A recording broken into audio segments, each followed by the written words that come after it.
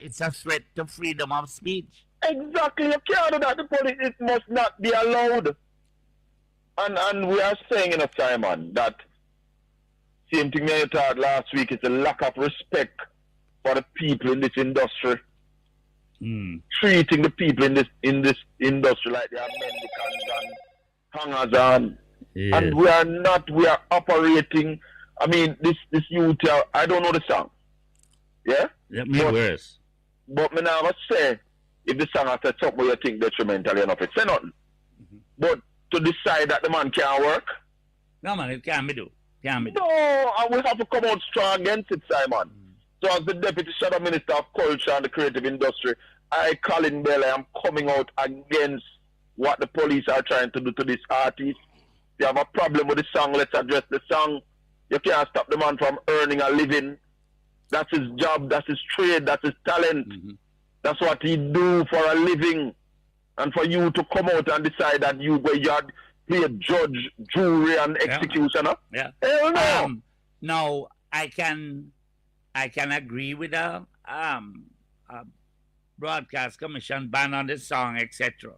Talk to me. But if I'm paying my money to go to a stage show, nobody has the right. I am choosing to go to listen to that artist. No, but you can't stop. You can't put a stop to that based on you don't like what him say. No. You see, that's what I said to you last week in a sermon. You might get it wrong. The least little thing them come down. No, that's last week is a different argument. Last week. No, but Simon, how the police? Who give the police that authority? We are in law. Nobody gives them that authority. We are in law. That needs to be challenged. But no, it's not the first to try it, Simon. Tommy Lee had problem working on this island as a Jamaican, Yes. Tommy Lee had serious problem. Based on what? Based on people are saying that he's violent and what? Well, it's an issue. Yeah. They had to sue with Tommy Lee. Them have the promoter have to take off Tommy Lee after the promoter pay them deposit. Police don't want them there. No, I remember an event by a major corporate entity in Jamaica. Well, Colin, mind you mixing up if the man go up on stage and cause bad word and whatnot, which is against the law. But Simon, if him go up on stage and cause bad word, they arrest him. Yes, that's against the law. So that's a different argument. You don't tell people that they can't book him. You don't do that. The man is a Jamaican. If you can't work in your yard, where you work? Well, as I say, you're preaching to the converted. Yeah, but we have to talk it loud with the people in here and the authorities. No, you need to get. I need to hear from the Commissioner of Police, who must override that, and the National Security Minister, and ultimately up the political chain. Because, as I say, that is the first step to us becoming a police state. And censorship. So I can't support that. I understand their position, particularly coming on the back of the murder of a policeman. Yeah. I will not condone no kind of violence. None of it at all. No kind of violence we not condone. Separate issue. We're not even condone the song we say to do it. No, exactly. But I wouldn't be paying my money to go listen to that rubbish. Right. And I'd have bonfire on that kind of argument. Yeah. But watch this, Simon. You stop the youth from work, but a sound system man can play the song. You see the stupidity? Yeah, well, there you see the stupidity? There you go. You stop the youth. You don't want the youth come earn an honest living, but a sound man go out there and play the same song. These people not thinking what run this country, Simon. The thinking now happen. Somebody said to me, how can you put up entertainers for national hero and you muzzle them at the same time? Because we don't respect them, we just do it because people are talking about it, Simon. These people are just doing it because we are talking about the importance of entertainment, the impact that the industry could have on the economy. That's why they are talking, but they're just talking, they don't believe it. No, I don't know who you say is just talking. This is a direct quote from the senior policeman in St. James. This is not a political directive. This is not coming from Babsy. This is not coming from anybody like that. But your Babsy come out and say anything about it? Well, give a chance. Maybe by the end of today or tomorrow we hear something. She have more access to the media than I do. And here I am. She have more access to the media than I do. If somebody did just call you and say, Babsy want to talk to you, you'd have her on for half an hour. Yes. Without any hesitation. Yes. So no make no excuse for nobody, brother. No, I'm not making an excuse for them. I'm saying you are trying to hint that it's the political directorate that is in support of this move, and I'm No, saying but we have to stop the there's no police. evidence of it. And them have the authority to say, no, you can't do that. Yeah, but maybe what you need to understand about government is that you don't come out and tear down the policeman. You call him one away and you say, Bridget, you need to retract that quietly. Right, and him come out and retract it. So let's wait. Let's wait the retraction. Yes. Next thing, Simon. Yes. Bob Marley. Yes. Will be named the national hero. I know you say you don't want no more, but it's a symbol, Simon, of what the individual. It's a symbol of developing countries who need somebody's coattails to ride on in order to validate their own being. I'm sorry. Ride from Bob Marley coattail. You know how much money they from Bob Marley coattail? Yeah, and it goes to Bob Marley's family, not gonna wear. No, it can come to Jamaica. It could come to Jamaica, but it goes to his family.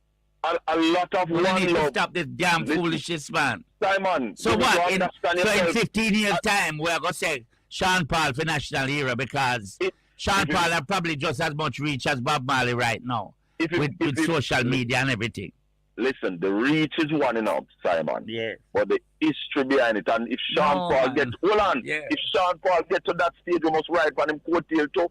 And this is what I am preaching, you know. Yeah. Sean Paul, Shaggy, Bounty Killer, Beenie Man, they have a whole heap to offer to the economy of this country. Yes, but that don't make them national heroes. I'm not saying make all of them national heroes. No, well, don't conflate it too. We understand. We understand the creative industry. And I said Bob Marley should be a national hero side. Based on what again? Just give culture from our culture. National hero from our culture. So we don't have nobody as a national hero. So what about Bolt? Bolt for sports, Bolt could be too. Why not? It's just that Jamaica is so talented in a time. Exactly. So you don't make half the population national hero. Barbados make Rihanna national hero. I'm happy for Barbados. Gary Sobers. I don't think Rihanna is half as great as Bob Marley. No. And by the way, Gary Sobers is a national hero in Barbados as well. You see, too, we have so much time on the luxury of rich history and great people who come out of this country. Yes. We need to tap in, Simon, and earn because production is short in this country. And it is the culture and the creative industry that can lift that production that we can out-export the importation of this country. One love, my brother. All right, cool. Bless. Let's take the break.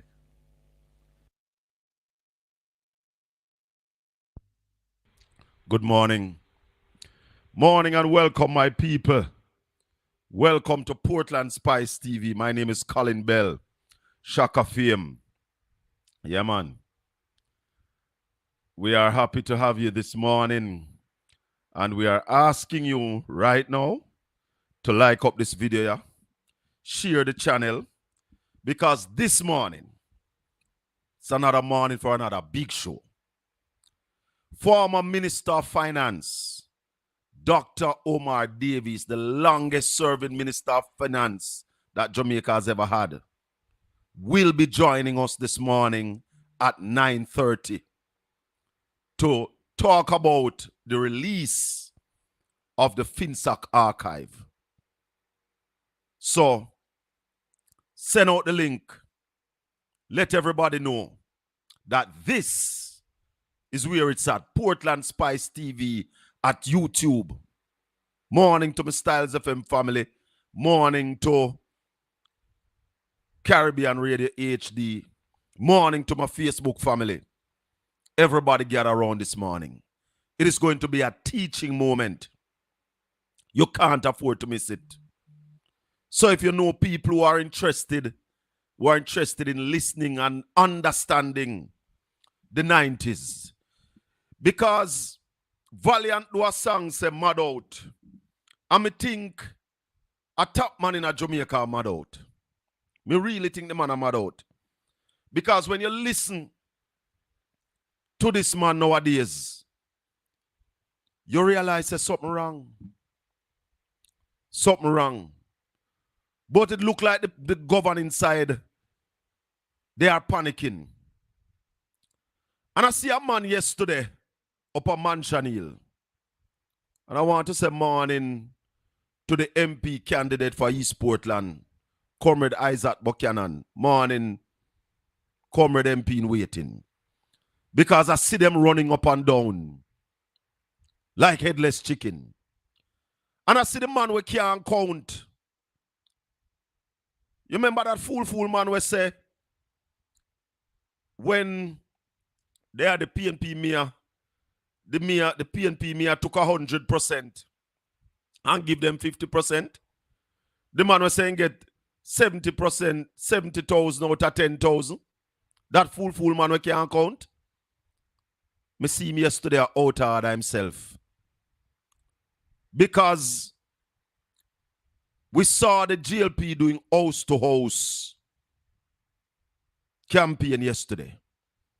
And we understand that they've been up there from week.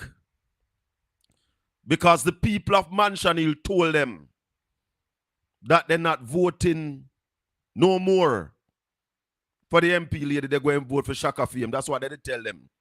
So we ensure that we had a meeting last night and tell them that SHACKA Fame is no longer the candidate. But when you vote for Isaac Buchanan, you're still voting for SHACKA Fame. And you're voting for the PNP.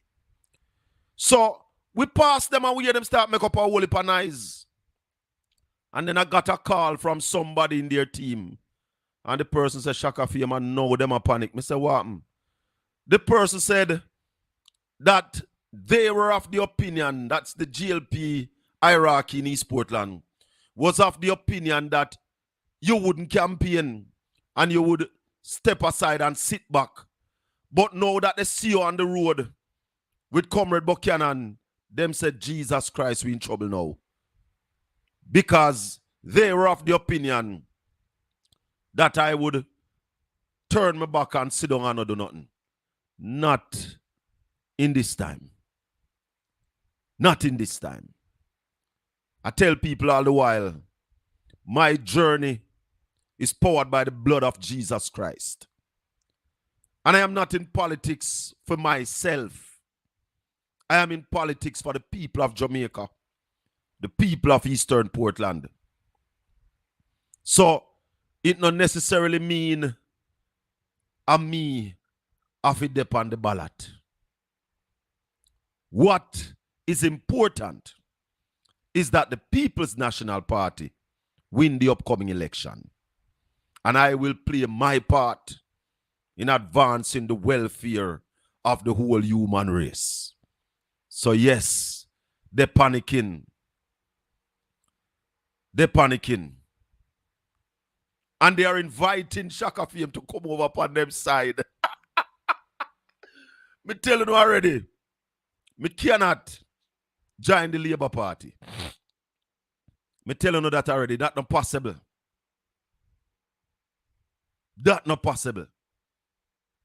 I might join another party if me and the PNP have a falling out, which we don't have no falling out. There is no falling out between SHACKA Fame and the People's National Party. There were some issues with the two councillors and SHACKA Fame. And because SHACKA Fame is the bigger man and SHACKA Fame possess the capacity to work with anybody, SHACKA Fame decide to step aside for the good and the best interests of the people of Jamaica and the People's National Party. So, see, then all labor rights are a problem. Because we don't have two solid men out there campaigning.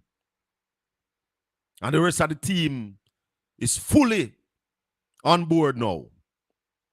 All hands are on deck. So them are run up and down now. And I see people from all over the globe saying, oh, this lady is doing a good job. Then if them doing a good job, why them have to dip on the road now? I go house to house. I beg people for vote. But you can beg all you want. You can beg all you want. Time come. The wind of change is blowing. And all we're waiting on is the election day. So, the little fool man, and I tell you, Paul Thompson, we're going to audit. Well, an audit was done already on the Portland Municipal Corporation, I remember you had the Fairfield Division under your supervision for maybe about 3 years. And we want to know where you do with all of them money there. The people of Mansion Hill are saying that no work has been done. And it is obvious that's why the MP have in their work with our team. Because Mansion Hill, which is considered to be one of the GLP stronghold in East Portland, no work has been done in there. No work. Because every dime that the GLP got to spend, they spend it in the fellowship division to defeat yours truly. Well, guess what? I watch it bong while the cock a leak. Because Mansion Hill people ain't done with you. Long Road people ain't done with you. So you can't stay there walk, they're laughing at you. So continue. This little fool man that do no work. Do no work. But time come. Time come. And we're listening to the Prime Minister. Him say good economic yam. But the people not eating, Mr. Prime Minister. Because the prosperity has gone to you and your friends alone. Me say, wanna share up the channel. Like up the video. Send this to everybody at 9:30. At 9:30, we're going to be joined by Jamaica's best finance minister. The best thing ever. Someone who don't like it. Berry Dale in the house. Morning and welcome. So this morning, we're going to put the thing on the table. Because we must ask questions of the Prime Minister, and I hear him talking about the 90s. And I said to people, ask Andrew Holness, what was his job in the 90s? Who was he working for? Ask him if they had any role to play in the mashing up of the banks. You must also ask him if anybody on his side right now, sitting in the parliament, was bailed out by FINSAC. And you wonder why information was redacted from the FINSAC archive that they post up. It is it is a deception that you post up the FINSAC archive and you don't post everything. And you are expecting people to draw a conclusion from it. We need to have a talk with Nigel Clark before him leave. Because him running away. But Nigel, you can't run away from yourself. You can't run away from yourself. Celine, a lot of people are understanding now that the money that they take to vote, they sold their soul to the devil. And there's nothing more to get. Because if me buy the vote, then me pay for me thing already. What more kind of argument you have with me? What more argument you can have with me after me pay already?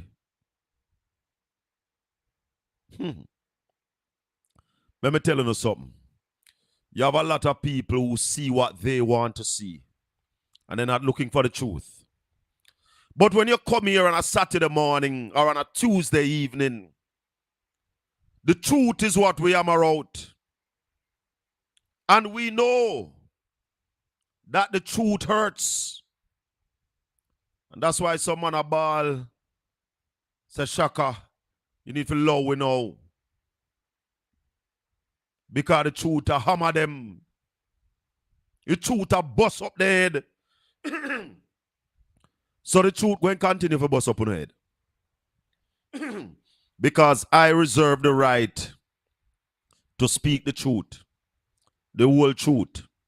And nothing but the truth.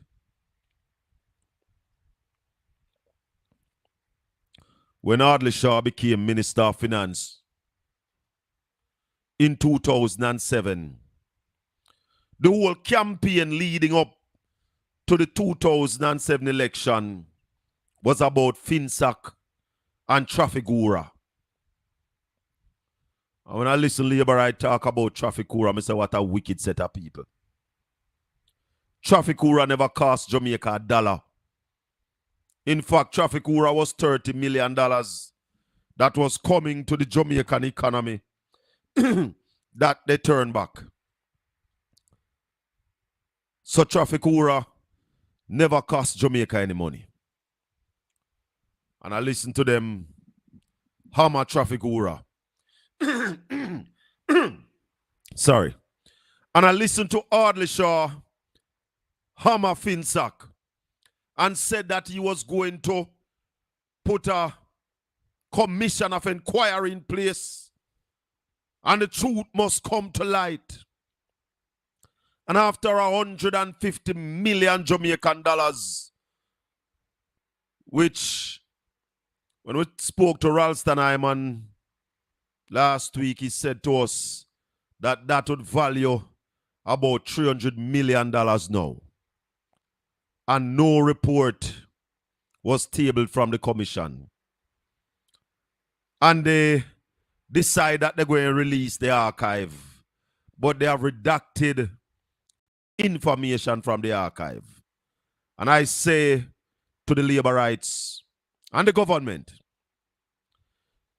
that if you are releasing the archive, if you're not releasing everything, you must tell us clearly what has been redacted. Uno two skill. Uno two skill. But you know, time will catch up on uno. And it is catching up. Catching up fast. Time is catching up fast than you guys. So, this week when I listen to the talk shows and check out the thing them we are going, I said to myself, the people of Jamaica and the world, Jamaicans in the diaspora, need a full understanding of what happened. 1 billion to do 1 kilo. Oh, that was done in Ardley. Yes. That was recognized as the most expensive piece of road in Jamaica. Me say, I want to share up the channel. Share this channel this morning to everybody now to contact. Gilly, share the channel to every Jamaican in your contact who wants to hear about FINSAC. Dr. Omar Davies, we're going to have him at 9:30.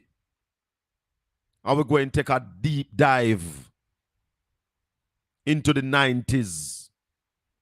We're going to hear what led to FINSAC being implemented. Because labor rights are trying to bamboozle Jamaicans to tell them that FINSAC was the problem, when FINSAC was actually the solution to the problem created under one government, no opposition. You hear me? So we're going to put it out there.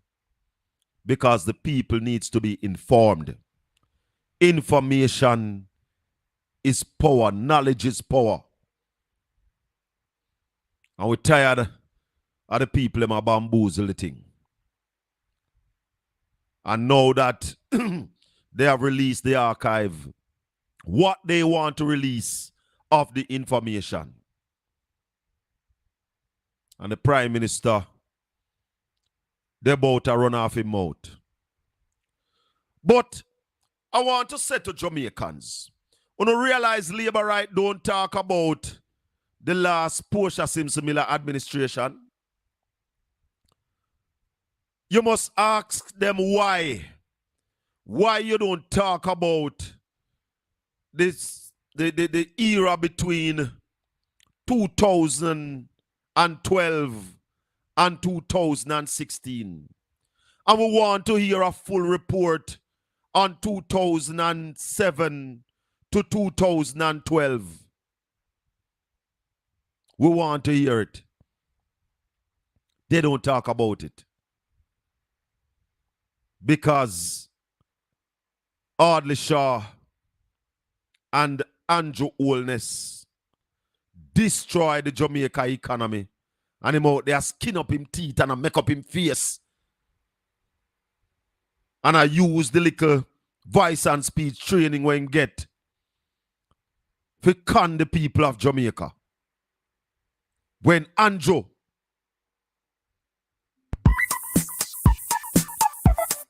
my brother, where you say? Yeah, man, Mr. Bell. Wagwan. Yeah, just a quick one, because I know the boss soon come on still. Yeah. But the last interview that we do with Bronstar. Yeah. Why? It take the airwaves by storm, brother. May I tell you? Just keep up the good work, sir. Enough respect.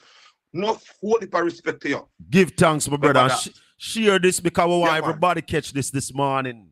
Yeah, man. We Send it. support the If thing, you man, have of course, labor man. right friends, send it to them because they need to listen to this. Yes, sir. Yes, sir. Because yes, we are sir. about educating the Jamaican people. We don't want to hide nothing from the labor right them. Because No, for real. I am saying to JLP, you know, all true labor right. This administration that we have in Jamaica is not a labor right administration, you know. This is a corrupt set of people running Jamaica, you know. And labor rights must disassociate themselves from this, you know. Mr. At this man, me I think Mr. Bell, like, who I go replace who? Like, even if Andrew go down, who will replace him? Nobody not did it, brother. You know, see the cupboard beer. It's bad, man. It's bad. All know we can't hear who the Minister of Finance going to be, you know. Because there's nobody on the bench.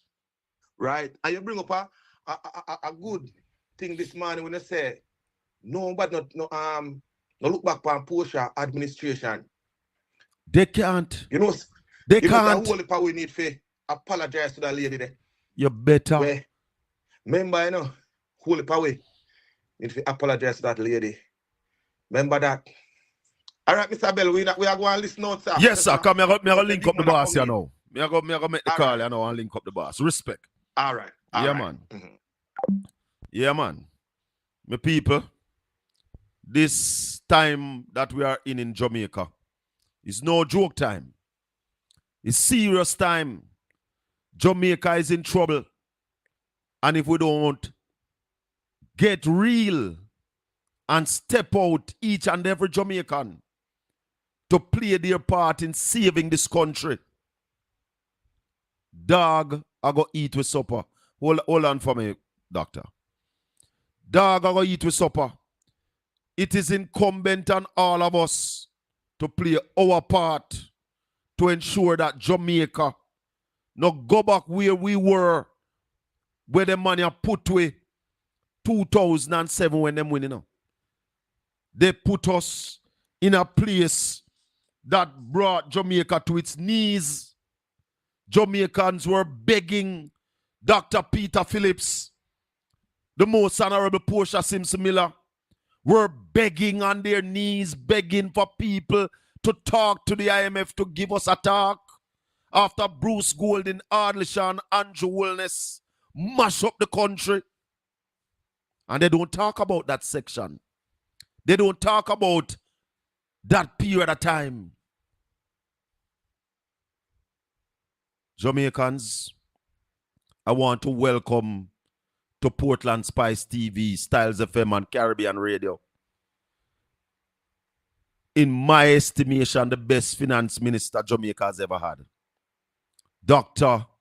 Omar Davis. Dr. Davis, good morning and welcome. Good morning. Good to be on the program. My first time. It's a pleasure to have you. You know, I don't know if you remember, I had interviewed you a long time ago when you were vying for leadership at the party. Oh yes, okay, I remember. Yes, a long time. That's a long time ago. Yeah, Yeah, man. So we've been on it for a very long time.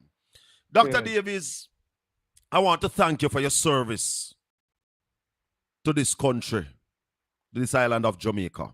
A lot of people don't realize that when you go into politics, it's a sacrifice. And when you were Minister of Finance, you never did get $22 million a year. Were you? No, I've never earned that in my life. And you never decided to take up a foreign job. Were you offered any foreign job? Several times. What? Yes. You were offered a foreign job by who, Dr. Davis? The multilaterals, the different multilaterals. So you're talking As a matter of fact, I recall when the deputy managing director of the IDF was retired. They had a function for him, and he said, "Boy, you don't understand why all this fuss about him, because the people who do real work and should get commendation." And he named me, he named Mandela's finance minister, Trevor Manuel, and so. Well, that sort of offer is a standard practice they use, because if they're able to tap into the best from the third world or the developing world, it gives them an edge, and you can't accuse them of at least they think you can accuse them of bias. But yes, I was offered opportunities, mostly I am offered the World Bank. So you could have gone if you had wanted to. Well, I did that. I returned to Jamaica as from Stanford University.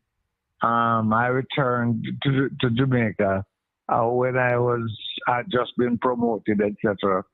The truth is, I don't regard it as a major thing. It was and I don't judge anybody else, but it's a personal choice, and I couldn't see myself raising my children in that society. Dr. Davis, let's look at the release of the FINSAC archive. But before we look at the release, Dr. Davis, the banking sector, when the problem in the banking sector really started? Well, I can't give you a definitive date, but the problem was that the practices were there, and let me just indicate that the granting of so many licenses brought people in who did not observe the basic rules of banking. And one of the things which we need to face honestly, how is it that none of the foreign controlled banks face the same problem? How is it that the credit unions all went through that same period without the collapse? And one reason is that there are clear rules governing the granting of assessment of loan application and the granting of loans. Mm-hmm. So what were you asked, when did it start? The trouble is that against the backdrop of shortage of foreign exchange, etc. But those licenses that you mentioned that was granted, were they granted in the 80s? To be truthful, some were granted then, but some were granted by before my time as Minister of Finance. Right. So some was granted in the 80s and some in the 90s. Right. And the difficulty is that persons were,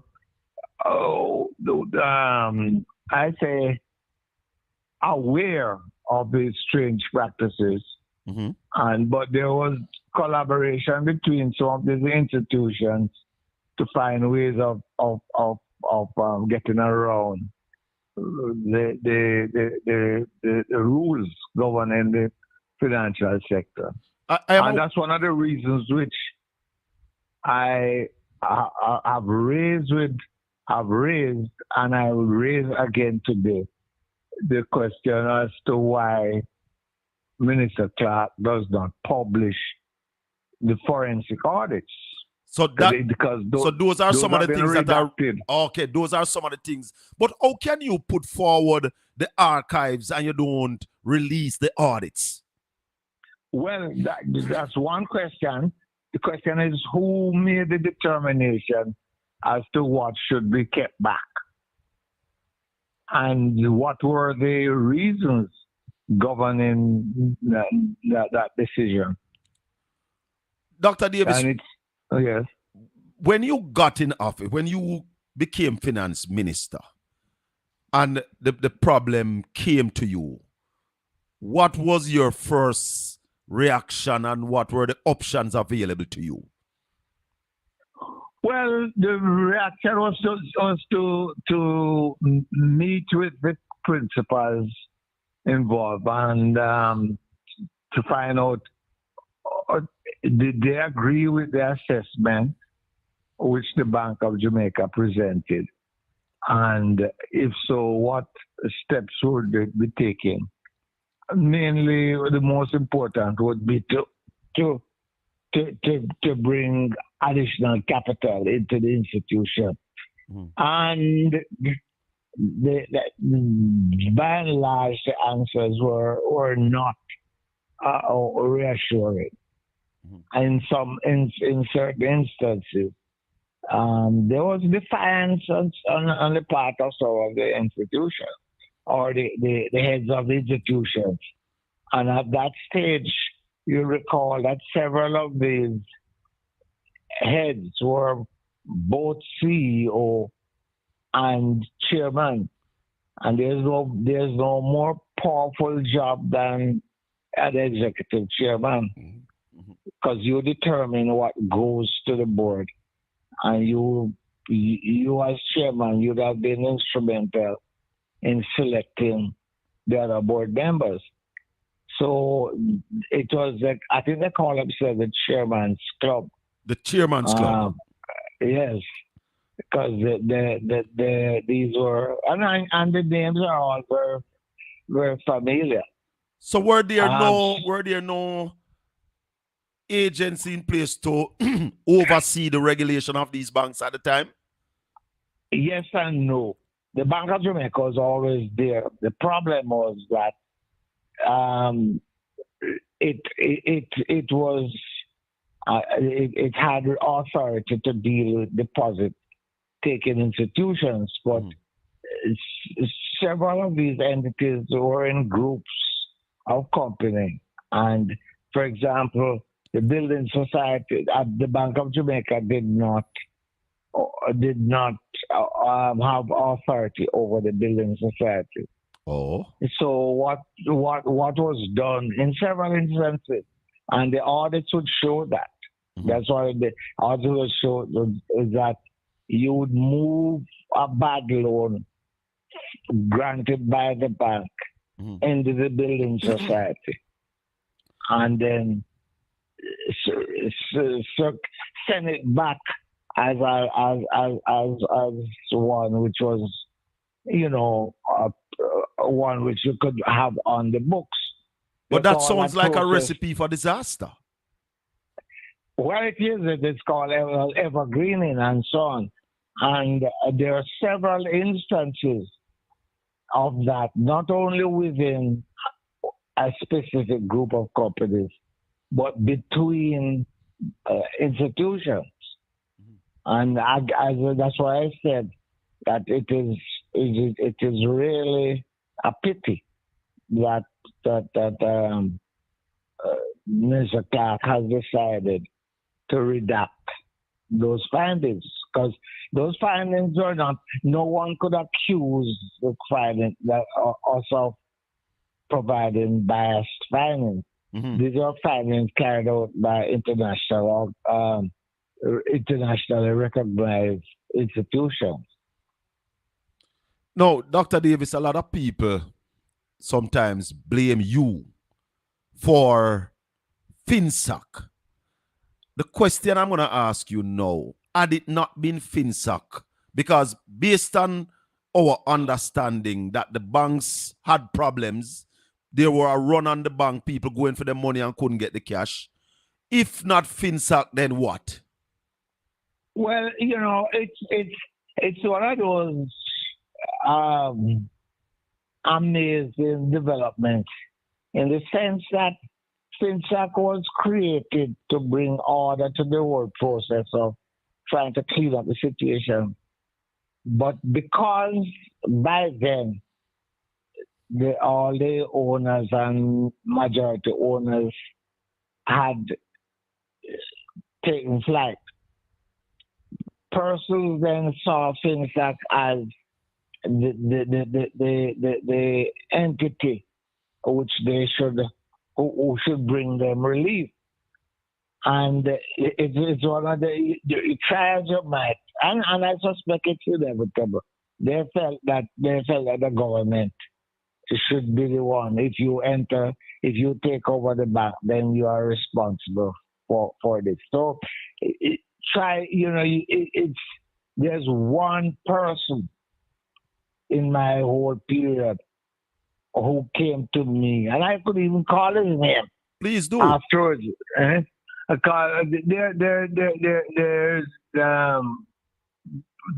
a videographer by the name of Walton, and he come and say, "Boy, if it wasn't for you," because people forget all the persons whose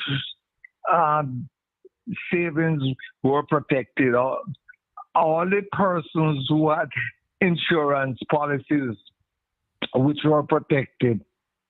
All of these people they were able to survive this turmoil simply because the government created FINSAC and FINSAC assumed responsibility for these liabilities. But Dr. Davis, the view out there is that FINSAC only destroy people. We have never heard about anybody who benefited from FINSAC, who FINSAC get back their money, who were able to continue because FINSAC came in, sold assets and give them back their money. We never hear about that. Well, one interested. I was talking with former Prime Minister Patterson recently about that. They said this was normal. The right thing had to be done, but don't hold your breath. Nobody's going to come and publicly acknowledge this. That's why I gave you Walton's name, because he has come to me and said repeatedly. But it was that many persons have a simplistic view of what a bank does. They don't realize that a bank doesn't collect your money and lock it away, but it has to earn. Right. And to earn it, you have to lend it and so on. And if you make bad decisions in lending it, then there will be nothing earned to pay back the depositors or the investors. And therein is a problem. Now, I don't know whether these owners and managers hope that over time the bad investments would turn good. But the fact is that if you consistently risk people's savings in bad investments, then it won't be long before the whole thing blows up. And I challenge anybody. I remember going to Alcoa to meet with the workers.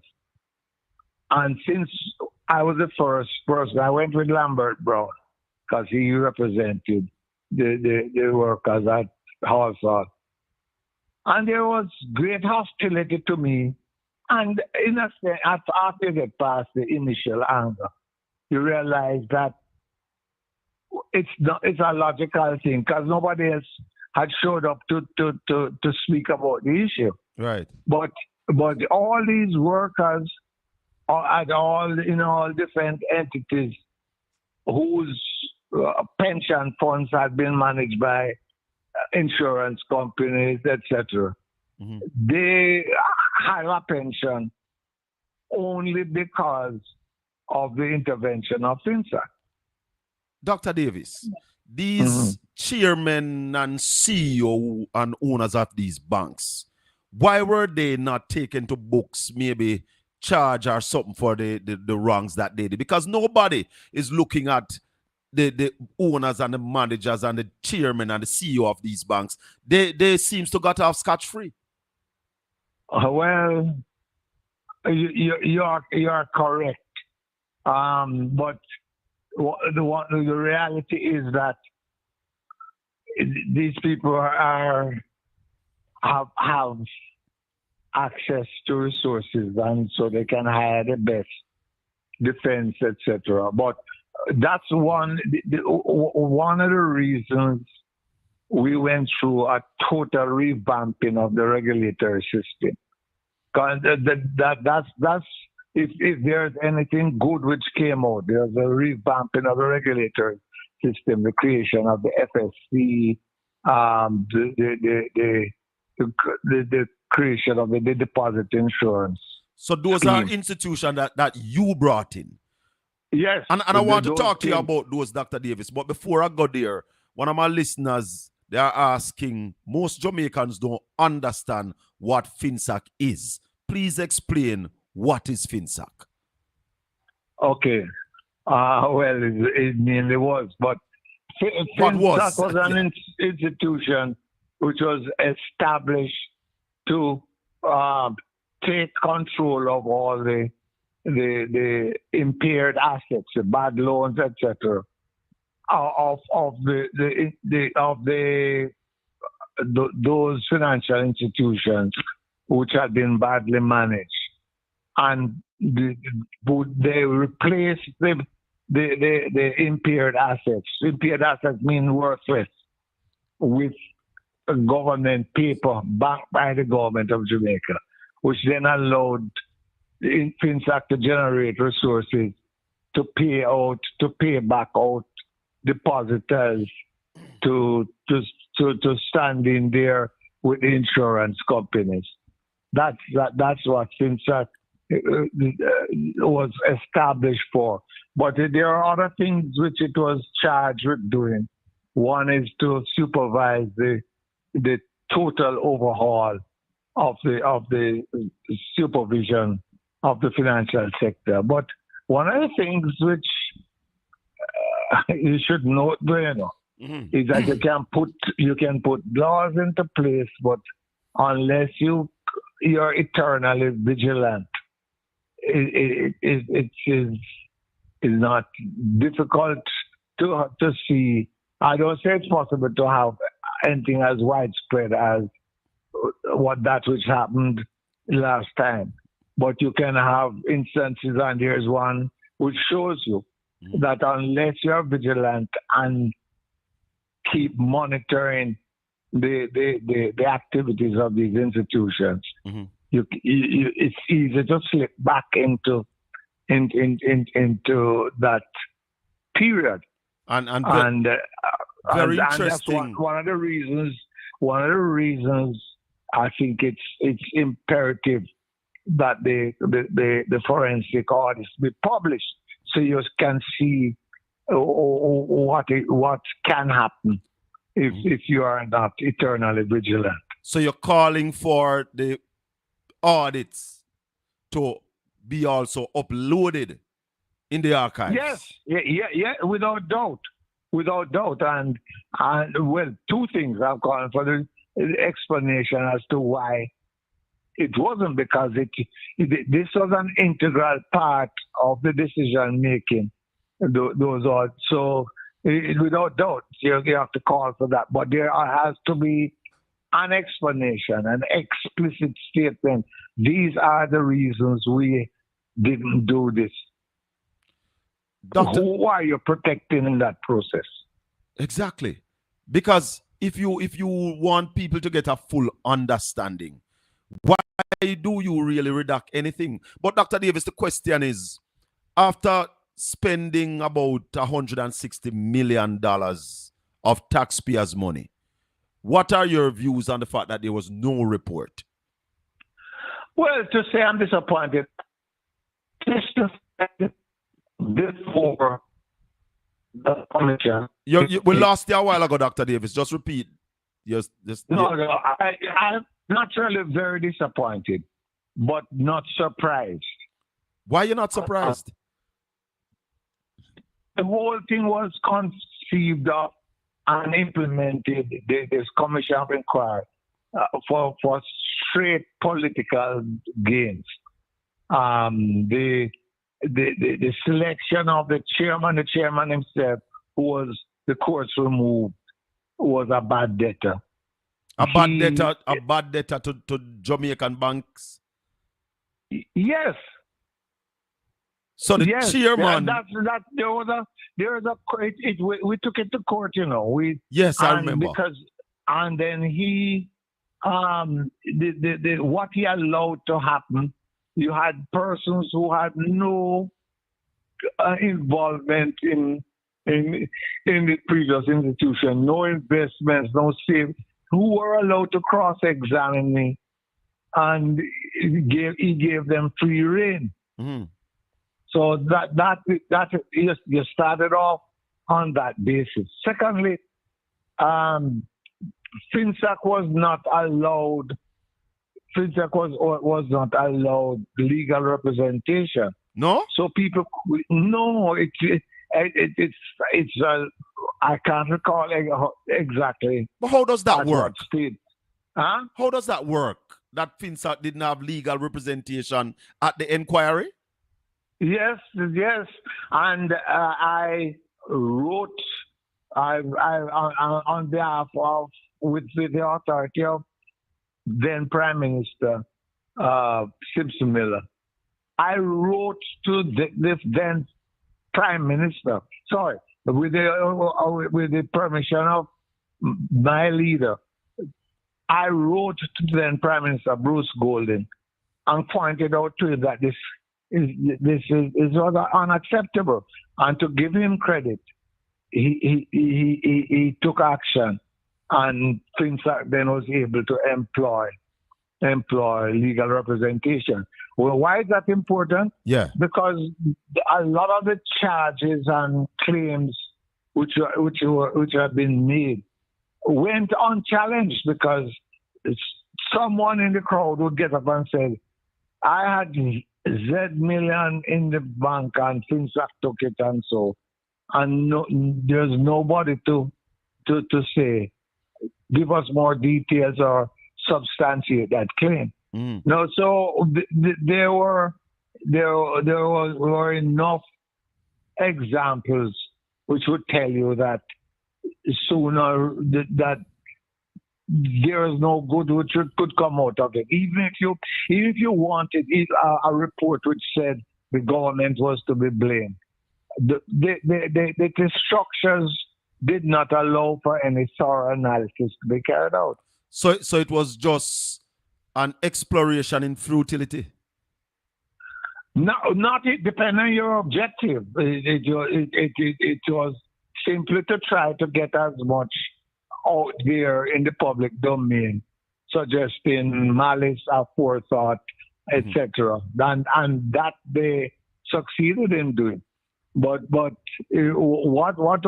struck me is that I do not believe that there was a clear sort of reporting system, such that when people said what exactly is happening, people have forgotten, that former Minister Odisha once announced to the House that he would be handing the report to the Governor General within, and gave a time frame.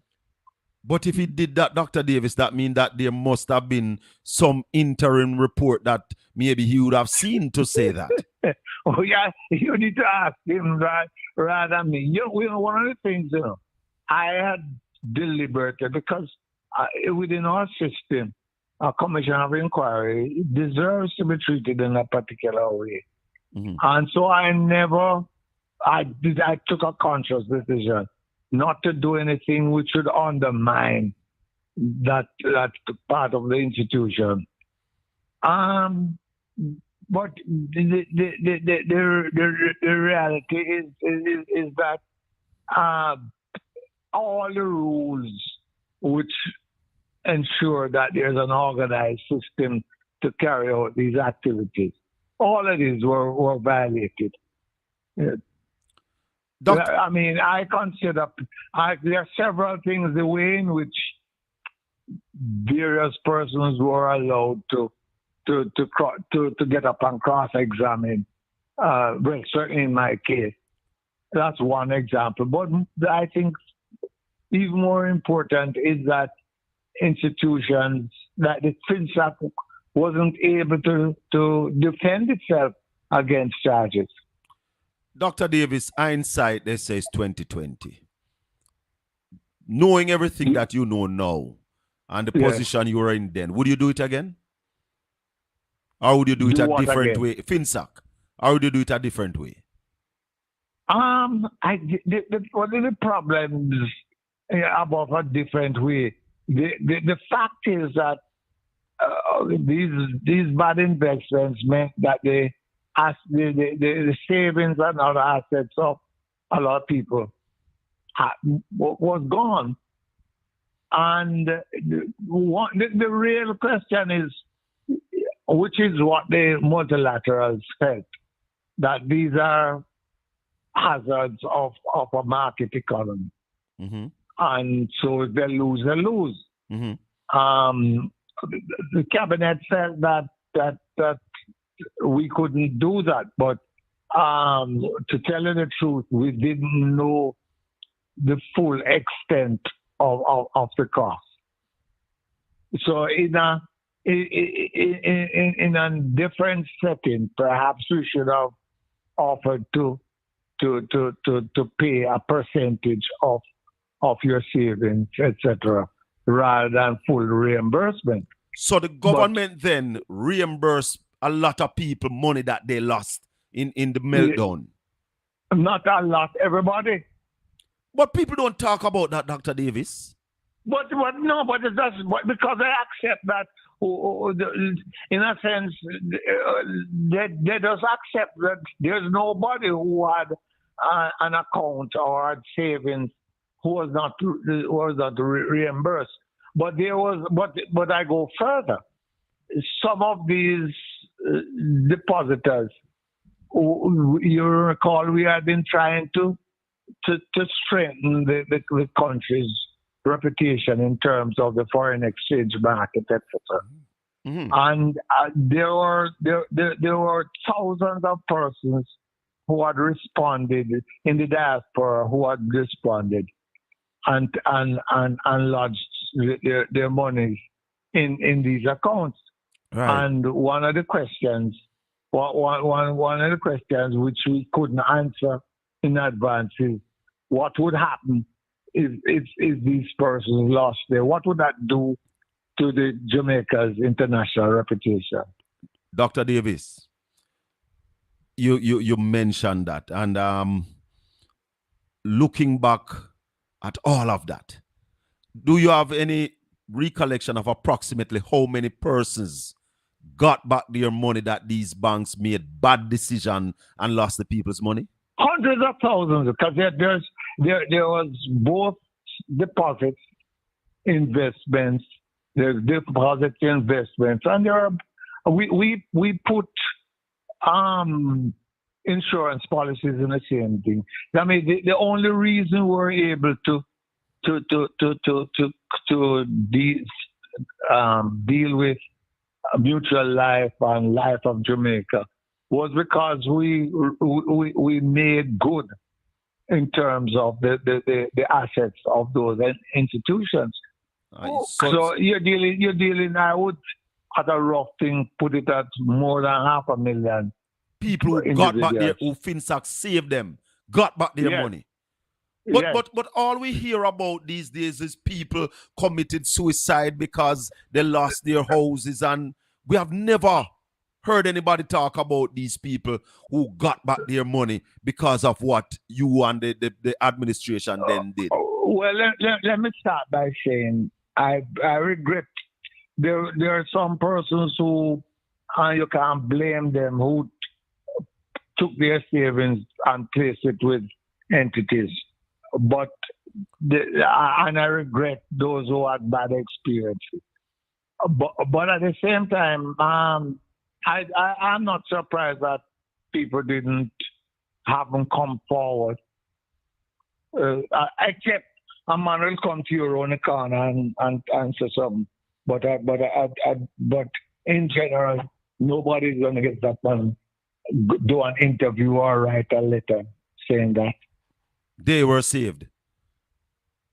Yeah. Let me just, Dr. Davis, to all who are just joining, because people continue to join, we are talking to Dr. Omar Davis, former finance minister, the man who sets up the FSC, who set up the insurance. The deposit insurance. The deposit insurance. Those are institutions that you put in place to protect Jamaicans investing in these banks after the meltdown. Well, that's the only part of what we did, Tell us some more of what you did. We placed responsibilities on the auditors. Mm-hmm. So at the moment you see something wrong, because there are auditors who are signing off on actions which were just not kosher. So the auditors were then given responsibility at the first sign of anything to bring this to the attention of the authorities.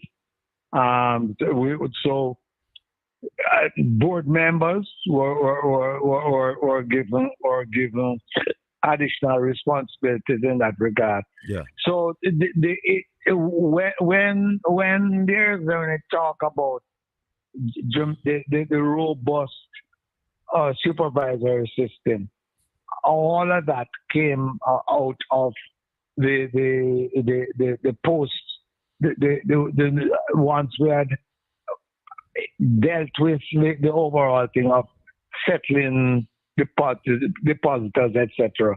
Mm-hmm. There was a whole lot of work which was done in that regard. Dr. Davis, and I have seen a couple of people in the chat room pressing this issue that I'm going to ask you about now. SSL. Mm-hmm. Does SSL look like anything you saw back then? I don't. Hold on. We're talking to Dr. Omar Davis, former finance minister, and the man who... Hello? Yes, Dr. Davis, go ahead. The truth is I know so little about SSL.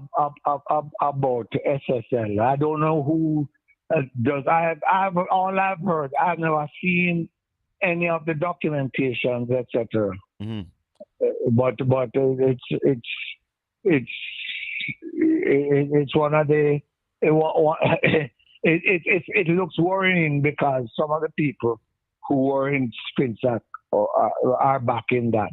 Hallelujah. But what is important though is that whatever the investigations show, these should be published. You think the FSC failed to pick up SSL? I mean, you basically brought the FSC into being, and they should be overseeing things like this SSL organization. You think they failed to pick up? Again, I can't comment beyond the point that there seems to be a question, and I can't go beyond the fact that there's a question as to whether, at what stage did the FSC inform the minister that there was something wrong? Mm-hmm. And you are aware that the Exactly. minister couldn't find the letter till him find it in a FEMA cabinet? I'm not. All I'm just. You know as much as I do, and I've deliberately not tried to probe in this. And I'm not leaving FINSAC yet, Dr. Davis, but one more question as it relates to now. The Prime Minister in the report from the Integrity Commission, they spoke about a loan that the Prime Minister received from an entity, that the collaterals were not upfront and available at the time. Does that look like anything coming out of the 90s again? Again, I don't know the details of what of the Prime Minister and the Integrity Commission. But in terms of people getting loans, etc., without being properly collateralized, that's familiar. That's familiar. Yes. Let's go back, though, Dr. Davis, down to FINSAC. And you said a lot of people were saved by FINSAC. Is it more people? No, you mustn't say I say. A lot of people were saved. Whenever you hear about this 40% of GDP, Mm-hmm. that's what those funds were used for. To save people. The question Yes. I want to ask you, though, were more people benefit than those who were burnt? Yes, but I wouldn't say I have never done the comparison in terms of actual value for money, but in terms of how much money. But yes, by far. By far. Because think of it, that every depositor in all those banks, NCB, wherever, everyone got back their money. Every life insurance policy holder Got back their money. That policy was protected. Every pensioner whose funds were being managed by several of them life insurance firms managed their funds. Everyone got back their money. Dr. Davis, is there anybody sitting in the Jamaican Parliament right now that was bailed out by FINSAC? Well, I can't give you. I'm not asking you for a name. Let me tell you something. I have separated what I knew as a minister as opposed to what Omar Davis knows. And I don't want to answer that, but what I can tell you is that there are persons who have sat in Parliament who in a sense, have been involved in that meltdown.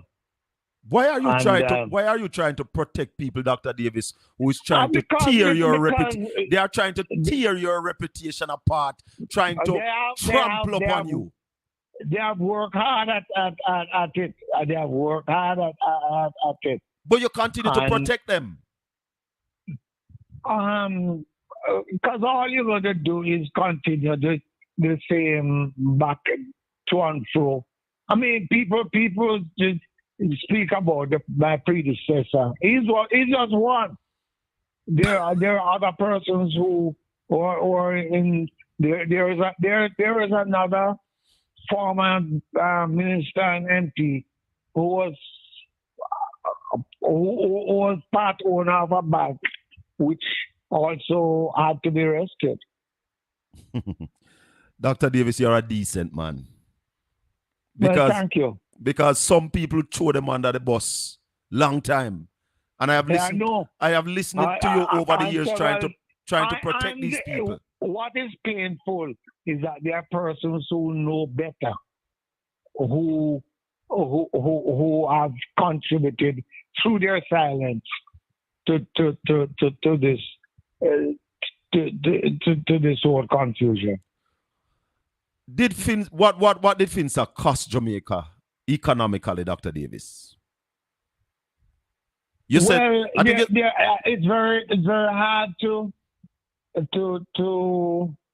give a precise number on that. But and one of the dangers is that if you do that precise number, what you should also remember is what would have happened to Jamaica if all those savings, etc., had been wiped out. Mhm. And that's part of the analysis which has to be done. When you left as finance minister, Dr. Davis, what position was the Jamaican economy in? Well, you know what is amazing is that the foreign exchange market was stable. The inflation was like about 5%. There were all set of positives. And one of the ironies is that the multilaterals praised our handling of the financial sector problems, crisis. But this present prime minister is saying that you and the most honorable PJ Patterson destroyed the Jamaican economy in the 90s. Yeah. So I assume that the population will understand his desperation in trying to regurgitate that, because he knows it's not true. And many of the perpetrators are people who are strong supporters of his party. Mm-hmm. You brought the FSC in place after finding out the whole issue of the meltdown. What tell my listeners and viewers what were the FSC put in place to do directly? What were some of their responsibilities? Well, in a sense, the FSC was established to do for non-deposit taking institutions what the Bank of Jamaica was doing for deposit taking institutions. And so there was a separation of the activities, because one of the problems which limited the Bank of Jamaica's ability to carry out its supervisory activities was the extent to which, if you had a group of companies, you could move funds around or appearance of moving funds around. Sometimes there are no real funds.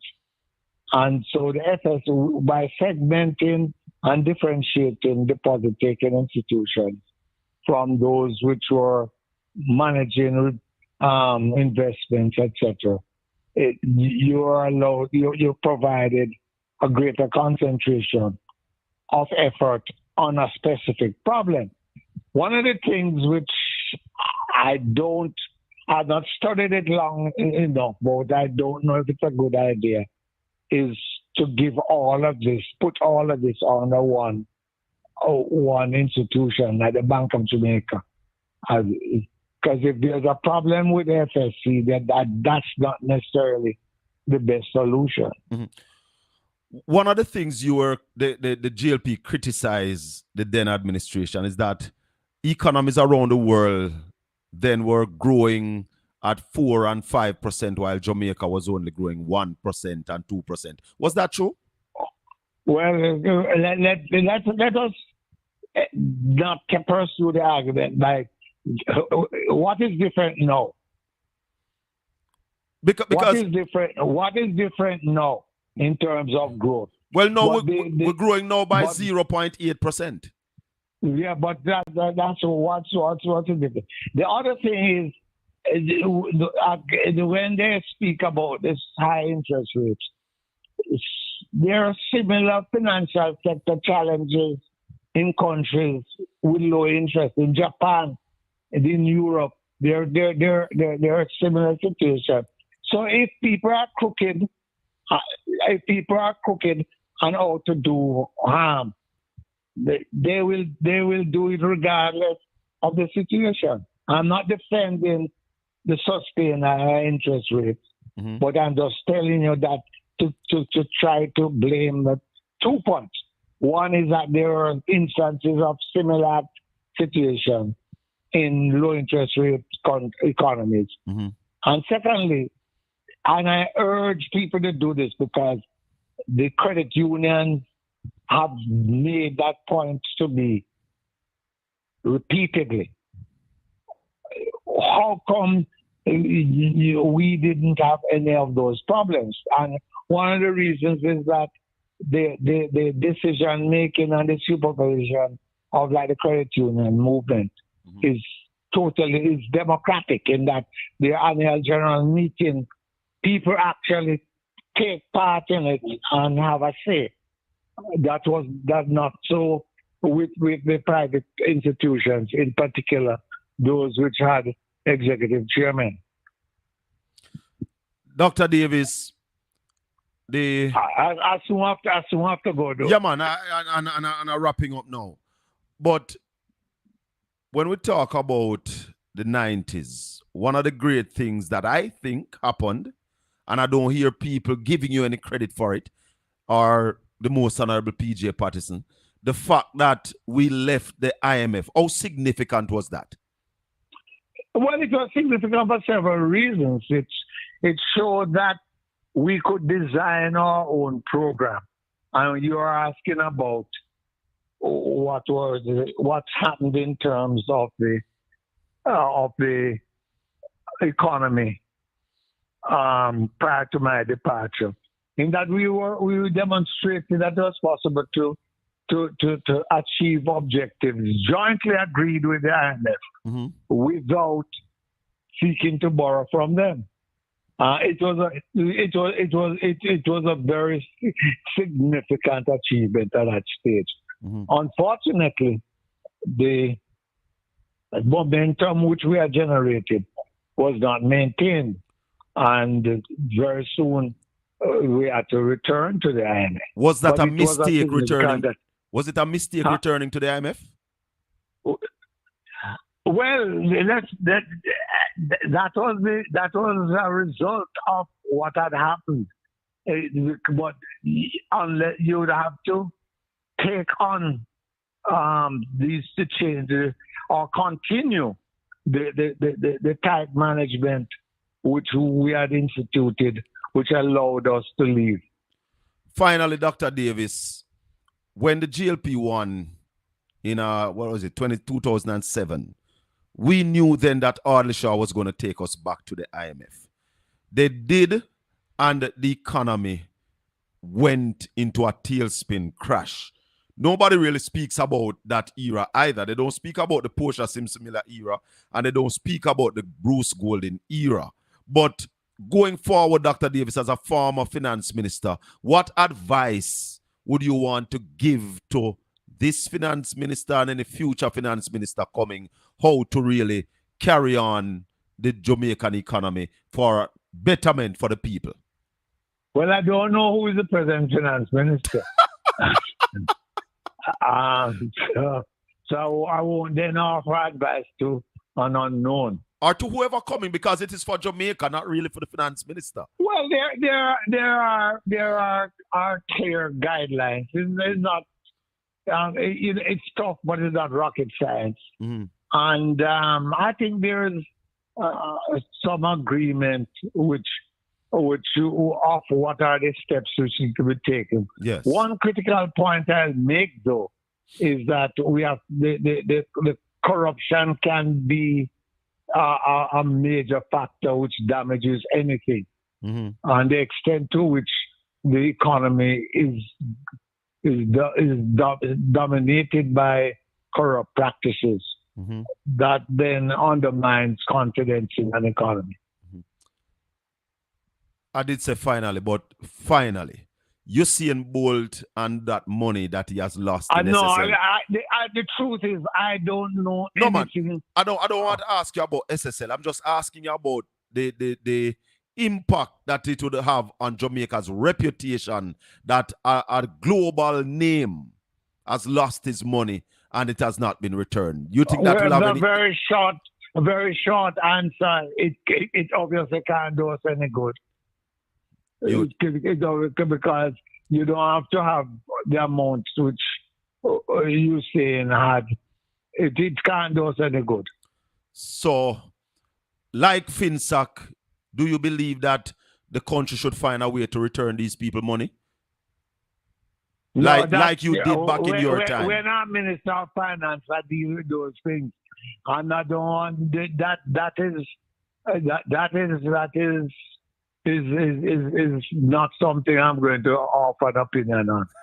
Dr. Omar Davis, former Minister of Finance, in my opinion, the best finance minister Jamaica has ever seen. Is there anything you want to say to my listeners and viewers before you go? Well, I've been heartened by the response. It's really tragic that what came out of the Commission of Inquiry obviously demonstrates that either there was a report which has been withheld, or that they didn't find. If that found any if there are any adverse findings, it would have been lauded about. And unlike you trying to protect them, if it had made, if there was something to make you look bad, they would have dashed it out. That's one thing you know. That's one thing you know. And I still ask, why are you protecting these people, Dr. Davis? That's for another discussion. My brother, my comrade, I thank you very much. Have a wonderful day, and may the good Lord continue to bless and keep you and make his face shine upon you and be gracious unto you. Thanks for your service, Dr. Davis. Thank you too. Blessings. My listeners and viewers and subscribers, and I must say, thanks to all the people. We have passed 2,000 subscribers on Facebook. So we're going after the 3,000. So we invite everybody to subscribe to the channel, share the channel. We want to thank Dr. Davis for coming on this morning, because a lot of other people are trying to get him on, and him never go. But he came to Portland Spice TV. We want to take your calls. Where are my GLP friends? Because nobody you hear them talk about how much people got back money because of FINSAC. How many people would have lost their money? And Dr. Davis said everybody get back their money, whether they have insurance policy, whether they have savings, they got back their money.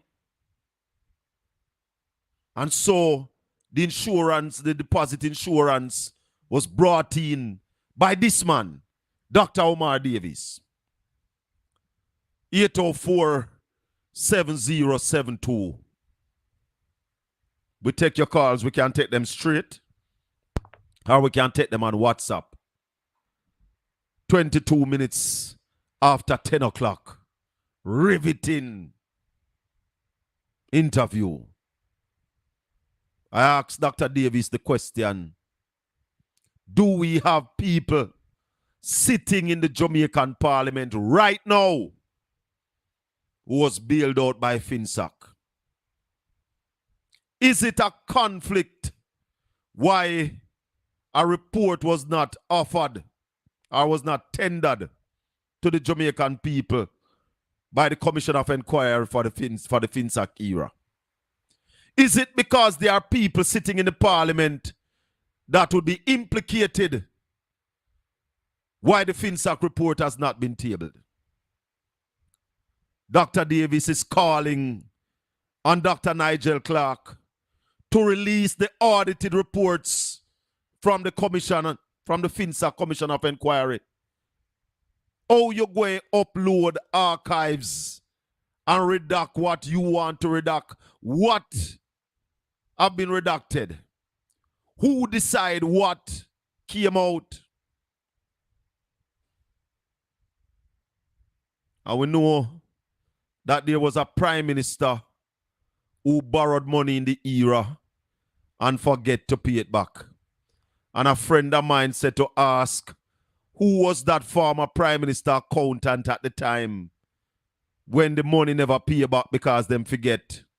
Is that person sitting in the Parliament now? Let me tell you something, man.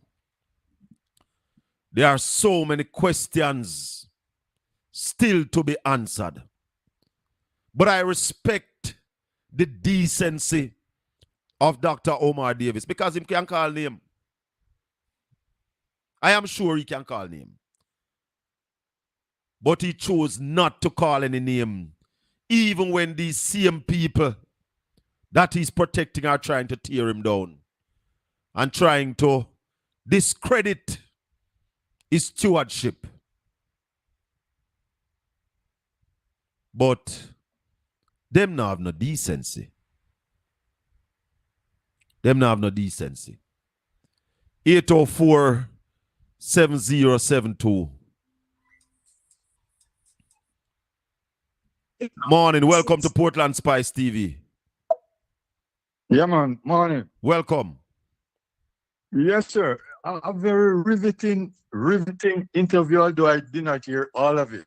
Well, it will remain on YouTube, so you can go back and look on it. Listen to it. Yeah, man. And very revealing as well. Talk to me. And remember, Sir Bell, Michelle Obama said, when they go low, we go high. We go high. But sometimes we believe in a high for your eye and a tooth for your tooth. But no, that is true. That is true. But I think your Bible you always refer to would agree that that is not the route even you personally would have taken. Yeah, maybe. You seem to be the man who would have probably turned the next cheek. Sometime. And take another. And all the while, me have a brethren, one of my team member, Comrade Peter Stamp. The man said, boy, you must be Jesus' cousin, but it's not all the while. Right, that is true. I'm just a pull your legs because one has to take a stand in certain circumstances. And just the last observation, though, that Dr. Davies made with the depositors.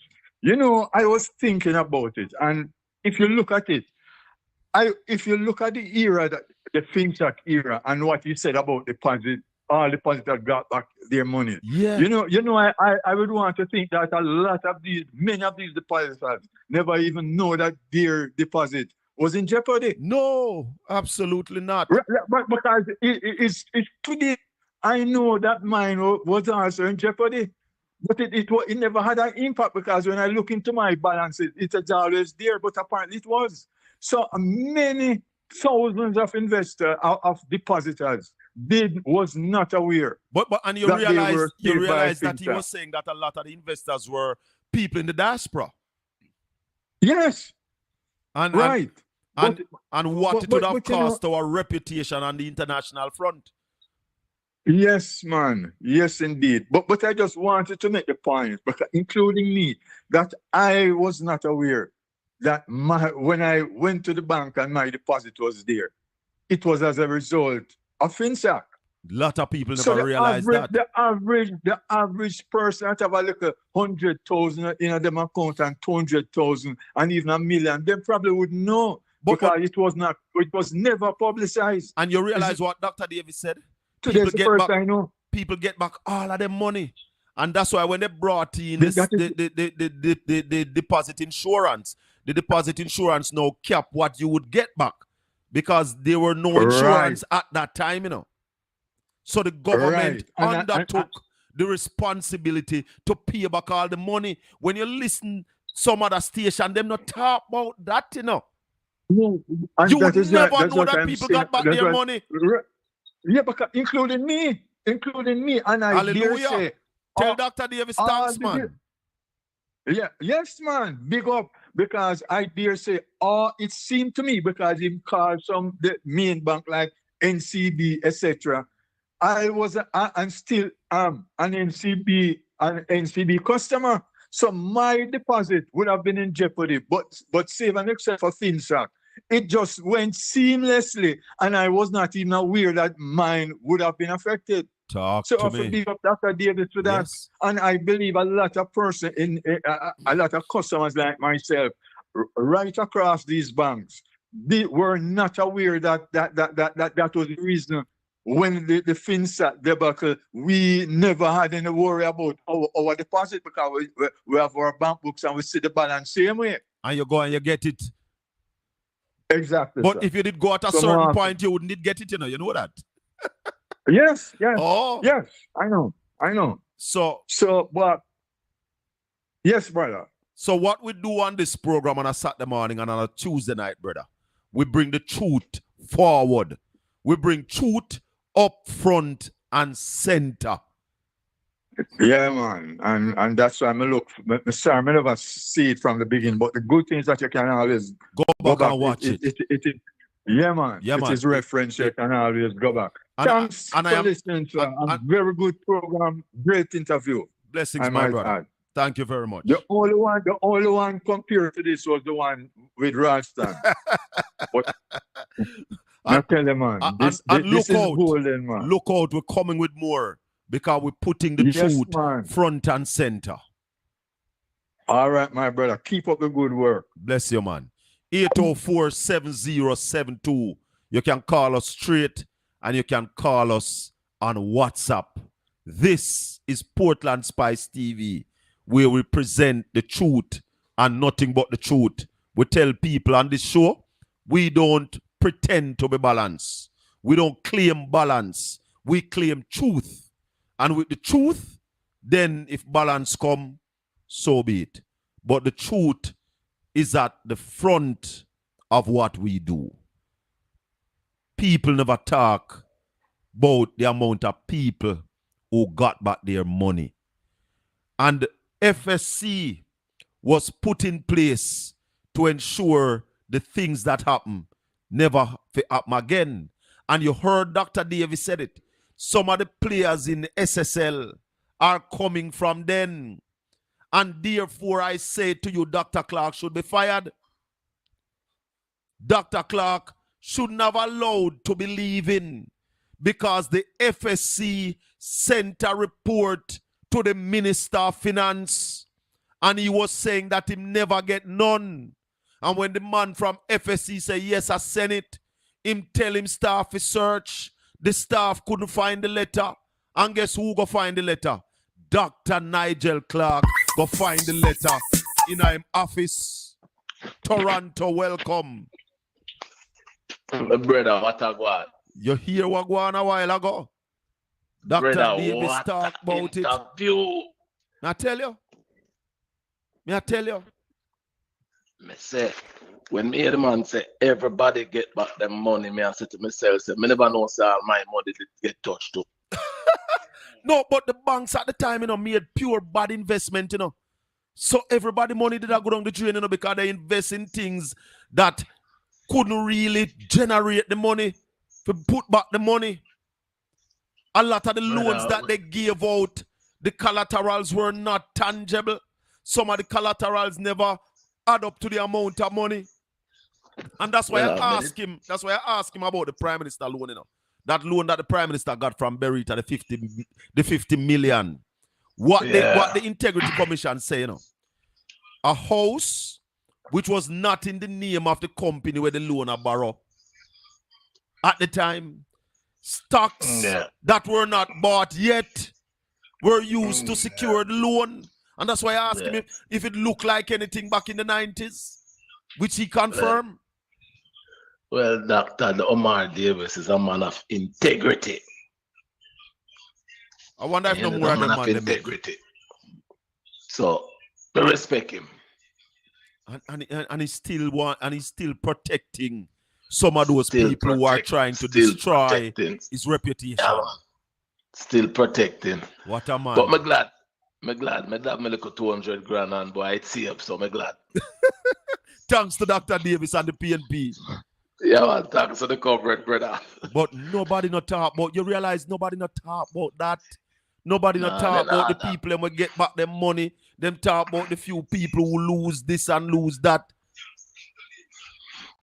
I wonder if Cliffy was in a listen to that interview. Yeah. Well, I am sure he will get aspect of it. But one of the things early out in the interview where grabbed me, you hear the man say he got many offers from the multilateral, including the IMF, to leave, and him never take it up.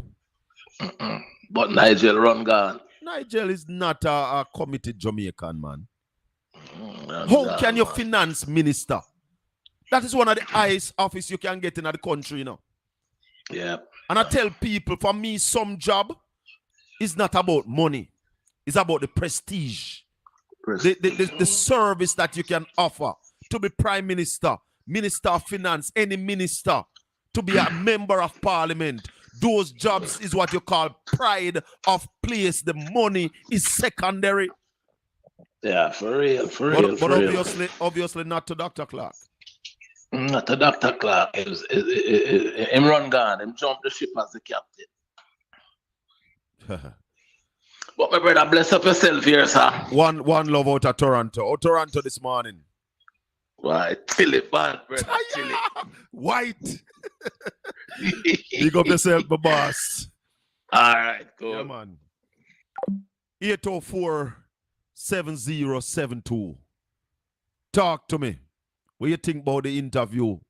Did you hear anything that you did not know? May I tell you? I am still happy to hear that FINSAC return a lot of poor people money who would have lost their money. And obviously under a government like this one we have, you would have lose every dollar. Because I am still calling on the government to ensure that Usain Bolt get back in money and the people in my SSL. We have a FSC that had licensed SSL. SSL was licensed by the government of Jamaica. And they were allowed to rob people money. While Dr. Clark have the letter lock up in his office. Dr. Clark should have been fired and not been allowed to leave Jamaica the way that he's going to leave. The head of FSC had to resign because they were saying that the man never report. And the man is saying, yes, we send the letter.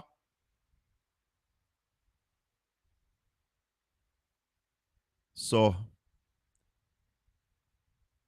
the information is out. Let the labor rights and the naysayers come talk to we now. We are more informed. I mean, I see them this. Me no see the troll them this morning. Me no see the troll them this morning.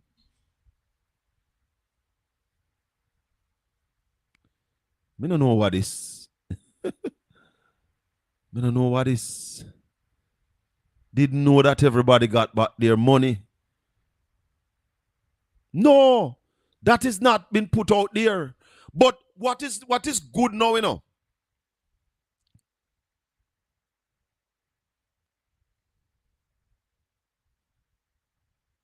What is good now is that it is now out there. It is now out there that FINSAC wasn't bad. And we always try to tell people that the problem was not FINSAC. FINSAC was the solution to the problem.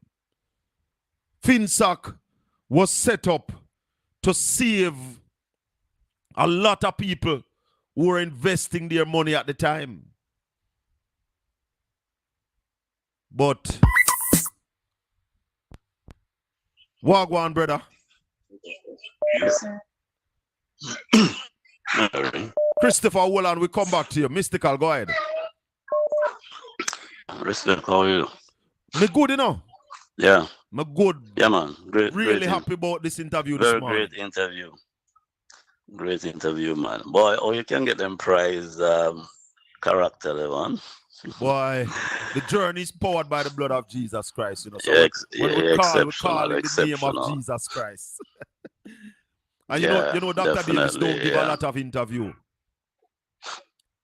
I imagine so. I have not and heard him across the circuit, you know what I mean? I have to say thanks to my brethren, Albert Gray, who assist in getting Dr. Davis on this morning as well. Oh, look at that. Great. It was good that he could have come on and shed copious light, yeah, yes. on the FINSAC experience, yeah, Mm-hmm. on that era too, you know, and some of the things that would have inured to outcomes, disappointing outcomes, but I mean, when you look at how it was handled, Yes. then you can say in hindsight, yeah, it was the thing to have done. Because what I That a realize, government, a responsible government, there you go.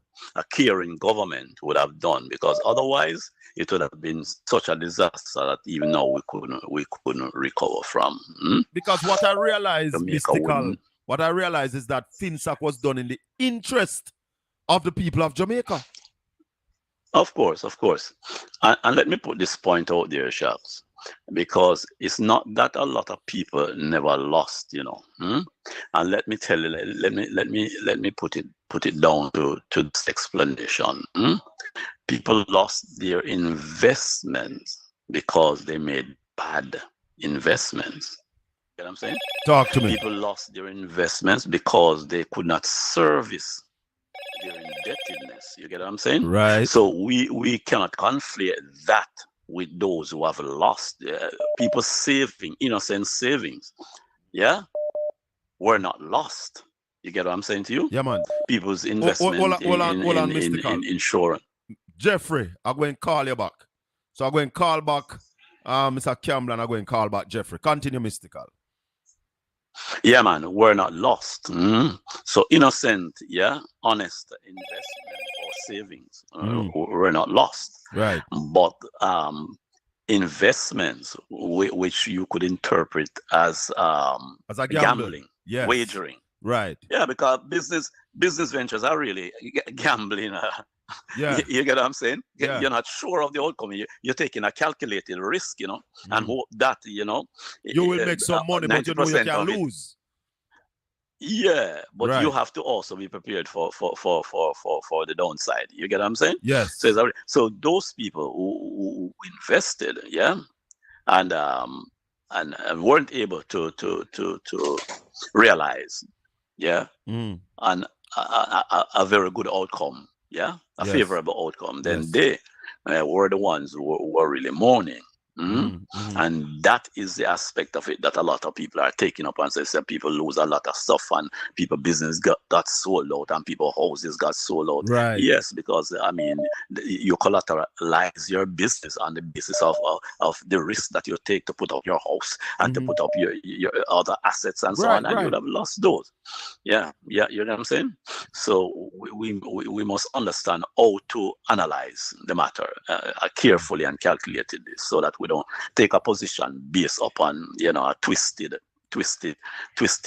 perspective based on politics. Right. But sheer economics we are going to use, as the interpreter. Yeah. So happy for the interview, man. Blessings, man. Knowledge is and power. Continue to do. Yeah. So call back the others now. Yeah, Give man. them time Respect. to interact. Christopher. Yeah. Morning. Hey, Mr. Bell. Blessings, my brother. How are you doing today? We're good, putting the truth front and center. Context matters. Oh, that is my MP candidate. The reason why it matters, it put everything into continuity. Yes. Part of the problem, Mr. Bell, is that the JLP party consistently try to copy and paste what they see in America onto the Jamaican system, and it doesn't work. No. It has failed. And that is because they're on the right of the political spectrum. And when you're on the right of the political spectrum, you don't think about the bottom up, you think about the top down. Right. You understand? After the Great Recession of the 1930s, FDR put in a lot of the policies that you see Dr. Omar Davis put in to protect the banking system. Yes. The Republicans came in the 2000s and dismantled it and created the 2008 meltdown. And you can see the same thing happen in the 80s and the 90s when the JLP followed what Reagan did when he deregulated the credit union system in America, which created a crisis in the system because people went crazy and do all kind of crazy stuff. And everything they see here, I'm speaking from America, they're trying to superimpose it over on the financial system in Jamaica. We have to craft a system that works for us because two different society. Two different society, we have different problems. And they just copy, and that's what Andrew Owen did when you hear him was giving out the $50,000 thing. It's something I'm here the Republicans them do. It's a way to just hoodwink people and buy votes. Yeah. So the and buying vote with taxpayers' money. Yes. If you understand history and you understand what they're doing, go to the source of what they're doing, and you'll understand what they're doing and why they're doing it. You understand? Omar Davis one is a decent person, and to hear the man talk, him not dragging down nobody. Exactly. Him not trying to make core political points. Him just say, go and read the report and judge it on its merit. And where have these people gone? Because what we have now in the parliament is, on the Everald Warmington and these kind of people. This is what we have replaced Dr. Omar Davis with. These kind of people. It's a crime shame, my friend. Yeah, man. All right, my brother. Respect. I'm going to listen. All right. Man. Respect. Morning. Let me get back. Promise. Some people that I'll touch back base with them. Yeah, man. You see, my people, when your intentions are honest, turn off your TV. We can get a prize. Turn off the TV and talk to me on the phone. Morning. Morning. Talk to me. Yeah. Hello. Yes, man. I suspect a Nigel Clark one agent, Who that? Yeah, I feel like Mr. Clark one agent, CIA agent, I feel like when time him land at IMF when I see the real truth, cause him know the dangerous people him around him. My God. Put out the full report. My God. So what you say? Next man warn him. Next man warn him on a station. One of the Titan then warn him saying if you take no drink and no party, send off party or nothing. Cause I know them style. Yeah. So I feel like say when time him gone, we have to see the real thing of come out. Cause remember say people will benefit, Still there, And yes. Him up on the inside, him know where I go on, And he would have seen a lot of the stuff now. Get the report. Yeah. You said him get the report from the FFC boss and them have a fire. I don't feel him doing that. You understand? Because so much people involved in it, him get orders from big authority. I know who bigger than him already. Yes. Such man. Yes. Such man instruction. So that's why I'm a run. I'm live him a run. And really the prestige and the money him a run from. Trust me. I'm live. I run him a run because I can't say certain things on there. So believe me, I just have that feeling there. All right, my brother. And I hope me right. Because if me right, we're going to know. Whole different channel gonna go on. All right, yeah. Sir. Respect. Isabel, love the interview because me used to work in one of the bank them. We go down. Yeah. The security guard. Yeah. Me did have money there. I get my own. You get your own. Bank, I go collect my own. All you right. understand? All right. Bank, head office, me collect my own. So, Mr. Davis, big up your ears, sir. All respect. right, sir. Now go and listen. Where do you find you out, The rest and I'm just jump in and find out. Me not come up and me sat them on then. Keep it. And we're on a Tuesday night, A Tuesday night, what time? No, man, we're on Tuesday night from 8 to 10 Jamaica, 9 to 11 in America.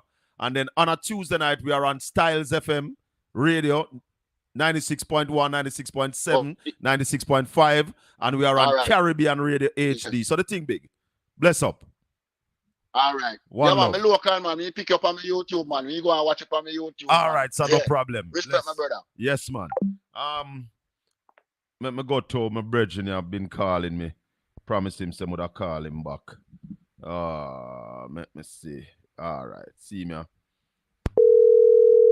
Jeffrey. Yeah, man. Jeffrey. Sir Bell, how you doing, my brother? We're good, man. What going?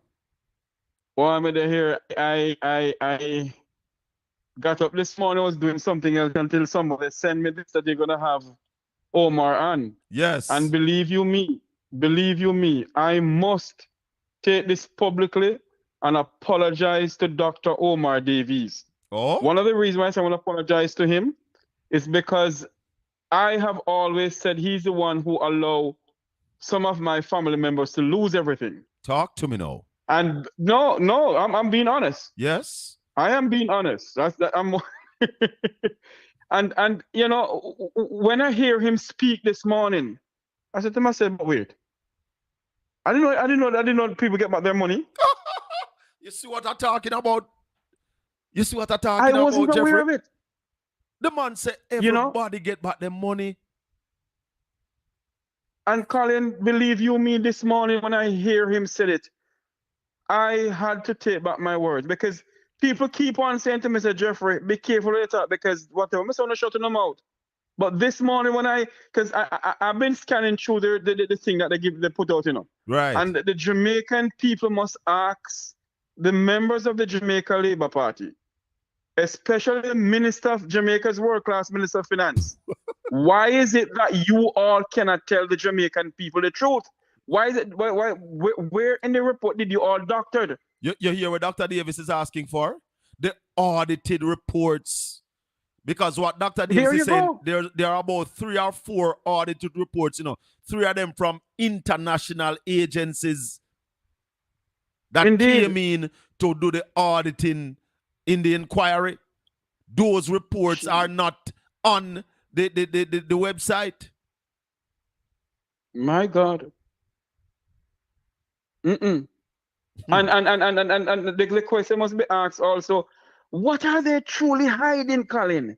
Let me tell you what they're hiding. What is Nigel Clark hiding? Let me tell you some of what they're hiding. I don't think Nigel Clark have nothing to hide personally. But there are still people sitting in Jamaica's parliament right now who were bailed out by FINSAC. There are people in the parliament who are part of the team that borrow money and never pay it back. We need to know who are these people. And I get to understand. For those reasons, Jeffrey, they can't release a report or they can't upload everything. My God. And I get to understand also too, Colin, that a well-known person in the Parliament of Jamaica was living in their sister's basement and certain things happen after FINSAC. Well, him get bail out. Him are one of them with FINSAC bail out.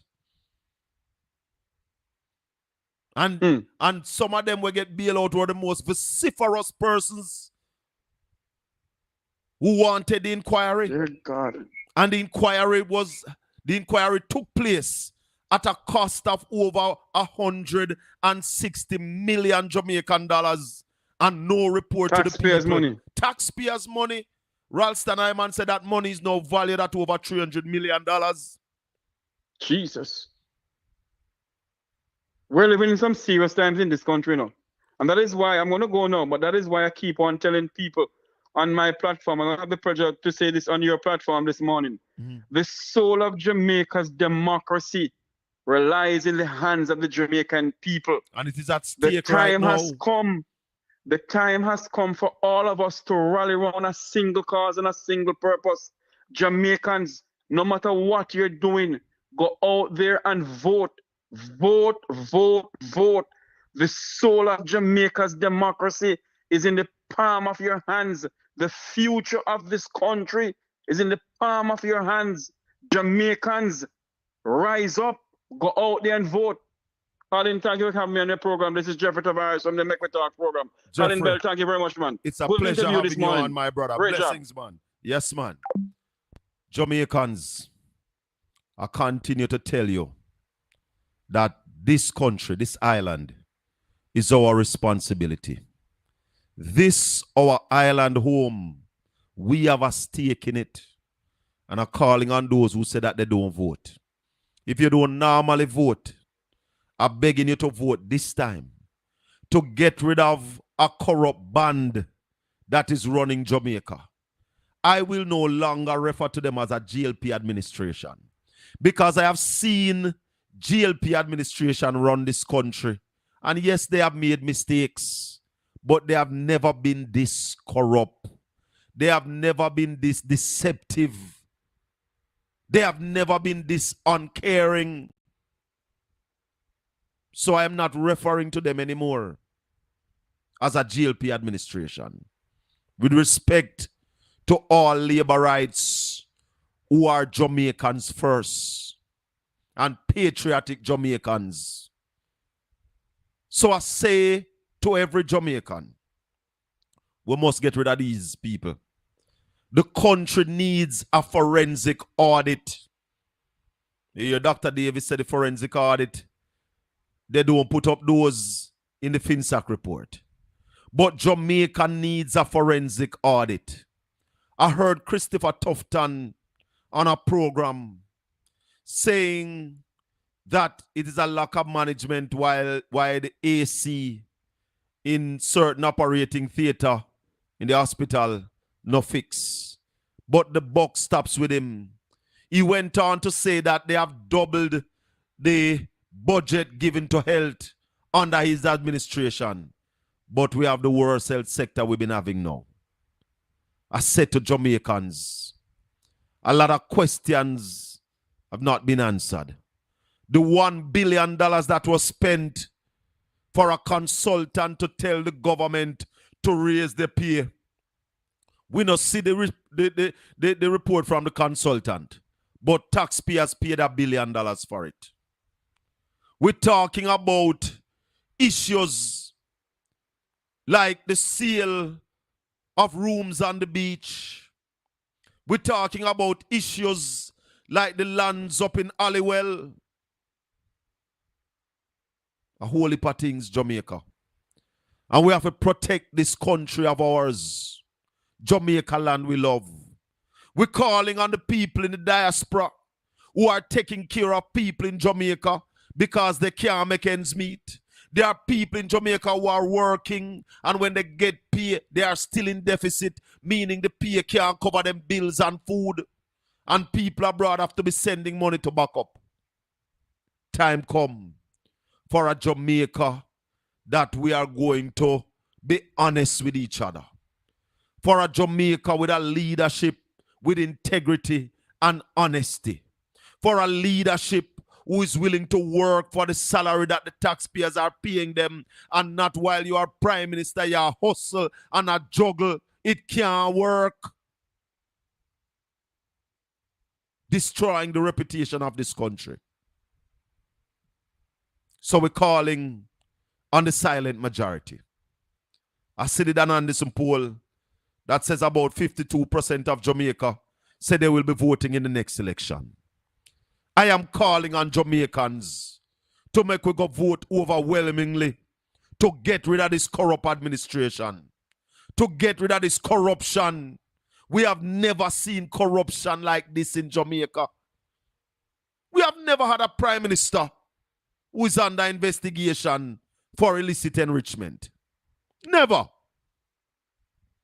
And because he's under investigation for illicit enrichment, they want to dash away the Integrity Commission. Well, you know something? I would suggest to the Prime Minister to come out and tell us that everything where the Integrity Commission say a lie. Tell we say a lie. Because if you're not tell we say a lie. If what you are telling us is that them not have no business digging into your business, pun intended, we don't agree with it. We don't agree with it. And some people are going hard at the chairman. But really and truly, I believe the chairman have a point when he said that some of these people in parliament need to be referred to a psychologist and a psychiatrist. Because they must be crazy. They must be crazy. The Speaker of the House is building how much apartment in court in a land deal while being Speaker of the House. Them something that don't look good, Rasta. Politics is about service. So if you are going to politics, if you advance business and juggle your business, them at the wrong place you go. I had said earlier that no prime minister should be doing business, personal business while in office. And in a discussion with Simon Crosskill, him said no, he would have take it further. That no member of parliament, not just cabinet ministers, because you are sitting in a seat of power. So if the pay that the taxpayers are paying you not enough, leave politics alone. Leave it alone. A whole heap of countries around the world where the leaders them rip off the country. We don't want that in a little Jamaica. We don't need that. And finally this morning, to the police in St. James, I listened to the song of the DJ. Wait, the DJ name again? I can see if I remember his name. And they are saying that this DJ, he put out a song. I think the song, Eddie G, put out a song where say lick down police. I'm a bonfire upon the song. In no uncertain terms. Because I support no lyrics that say if you lick down police with your car, with your big beast. Rude and out of order. But that doesn't give the police any right to stop him from work either. I'm suggesting to the police that you make a request for the song to be banned, but you can't ban the artist. If you want to ban the song, make a request for that. Broadcasting Commission. And no radio station now go play that. I don't think. But also we should ask the sound system operators not to play the song. But to say that you will not give a permit for an event that the artist will appear on is wrong. And I am not going to endorse it. I am coming out against it.